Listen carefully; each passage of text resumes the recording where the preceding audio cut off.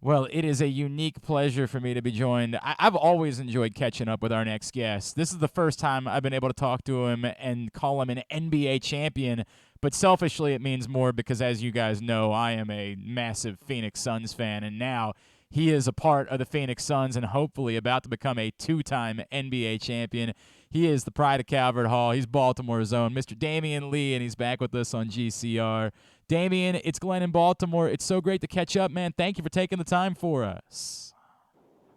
Yeah, no, Glenn, thank you for having me on, man. I really appreciate it. It's always a great time catching up. Man, it's great to chat with you, dude. I'm imagining you're not sick of hearing the words NBA champion Damion Lee just yet, right? Never. I mean, you can never get too tired of it. Yo, like I know it doesn't like change your life really all that much, but can you describe it to me? What it is like? Because the overwhelming majority of us are never going to have these feelings. Like, really, what is it like to walk around knowing you will forever be known as a man who is an NBA champion? Yeah, I mean, I'll tell you first off, it was about a week after we won it. Um, I got the 75th edition trophy tattooed on the back of my leg. So, I mean, I don't think I would ever forget. But if I ever did, and I had to take a look down at all the hard work that it took, just fortunate, man. Just it's crazy. It's like just under 5,000 people to ever play in the NBA, and to be an NBA champion out of those less than 5,000 people is truly amazing. So I never take a day for granted when I'm playing. But for sure to have NBA champion next to your name is something that will live on forever. I imagine it maybe means even more to you because of the path that you had to take to get there, right? Like coming from where you came from and having to go through a couple different schools, getting attention, going undrafted, taking the hard way to this point. Like, how much more does that make it mean knowing that you reached the pinnacle, you achieved the thing that, as you point out, so few others were able to do? Yeah, it's a blessing. I mean, just understanding that I have a story, and all the things that I went through, from my past, whether that is injuries, transferring schools, all those previously mentioned, being undrafted, having to fight 10 days, 2 ways, like that just makes the story even greater later. So, just being very appreciative, but also being present and understanding that I have won, but it's one of those things like after you get one, it's like, all right, what's the Yeah, next man. mission? What's the next way to try to get another one? And knowing the team that we have, everyone's bought in and everyone's trying to get one because they were close, a couple years ago. So that hunger is still there of trying to achieve, and I have the same hunger that they have. I want to come back to that because that's actually personal for me. But Damian Lee is with us here on GCR. If I could beforehand, I'm where our studio is. I'm literally staring out and looking at Calvert Hall right now. And I know you were back last summer and you had your jersey hung up there. And, I know that maybe winning an NBA title means a little bit more than that. But how special was that for you to come back and have a moment like that here at home? No, it was super special. I mean, it's actually pretty funny. That was supposed to happen previous year. It was like a year ago. There was talks of that happening, but just schedules didn't match up. Schedules didn't line up. Timing of everything. I had 4 weddings to attend last summer. My wife was pregnant with our son Daxon, so there was just so much going on. But I feel like it was meant to happen, this year. So coming back, had some coaches, family, friends, old teammates that I haven't seen in 5 to 7, maybe even 10 years. We're all there, all supportive. It was amazing just to be immortalized. Um, at Calvert Hall. I mean, there's only there's four Yeah. guys Yeah. played in the NBA that came from Calvert Hall, Yep. and I didn't realize the magnitude of having my NBA jersey hung up, but I mean, how many NBA champions are there from Baltimore? I believe it's Sam Cassell and myself. That, I think you're right about that. I was trying to do that math earlier. I think Keith Booth technically got one with the Bulls in his rookie season. Okay, so then Keith as well. Yeah. So it's three of us. That's out of all the talent, that the hotbed of basketball that Baltimore is, and even down to DC as well. It's it's truly special and something that, like I said before, I'll never take for granted. And by the way, like, Gary Neal, obviously, who's right there. Like, he came close, but never got that one, right? Yeah, Like, he yeah, knows how yeah. hard it took. It's incredible, man. I'm so happy for you that you're able to have that and what you represent for our city, man. It's so cool. What you brought up, so Yeah. selfishly, Damion, I moved out to Phoenix. So I grew up here, and we didn't have a team, right? I was never a Wizards guy. I'm a Baltimore guy. Yeah. And I moved out to Phoenix in '06, and Steve Nash and Amari Stoudemire and Sean Marion were there, and it was just such an electric time, and I fell in love, and I am a Suns fan because of it. So this is now personal, like the idea of you going back to back. By the way, it's clicking pretty well. It all took all of one night for me to realize just how freaking valuable you were going to be to this team. What has the fit been like for you? And is there something unique? Obviously, to take nothing away from what you did with the Warriors, that core had been there for a while, and those guys had won a bunch of titles. Is it a more unique challenge for you to say, I need to be part of getting this group over the hump and delivering for another city something that they've never experienced before?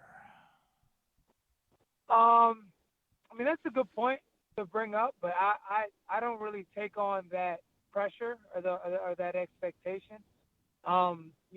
Understanding the guys that are on the team, they're all great guys. They all, like I said, they're all hungry to get back to the finals and obviously possibly have a chance to win it. But for us, it's just maintaining the day by day. As long as we do what we do on a daily basis and we worry about us and how we can get better, it's about getting better throughout the course of the season now, so that when the playoffs do come, that we can do whatever we need to do, obviously in games, in different rounds to try to get the 16 wins. But my time with Golden State was amazing, like playing behind all those guys, plenty of Hall of Famers. Like you said, that core has been there for a long time, and here, their core has been at it for the last 3-4 years, and just seeing the growth and development. Like, I would watch Suns games even when I was on the Warriors and be like, man, I just love how those guys play. They're so bought in. Like Coach Monty is an amazing coach. And then obviously, you got the three-headed snake with, CP, Book, and DA. So, just those guys coming in every single day, three different styles of play than what I'm used to, finding how I can, be great with them, and then finding how I can also help them be better versions of themselves while we're out there on the court. I mean, Book looked like Steph the other night, dropping 50, man. It was crazy. Yeah, that was a clinic, man. You bring up all those guys that you've been around, and and obviously in Steph's case, family to you, right? Like, but CP3, it's a different thing. You know what I mean? Like, it's not just his greatness as a player.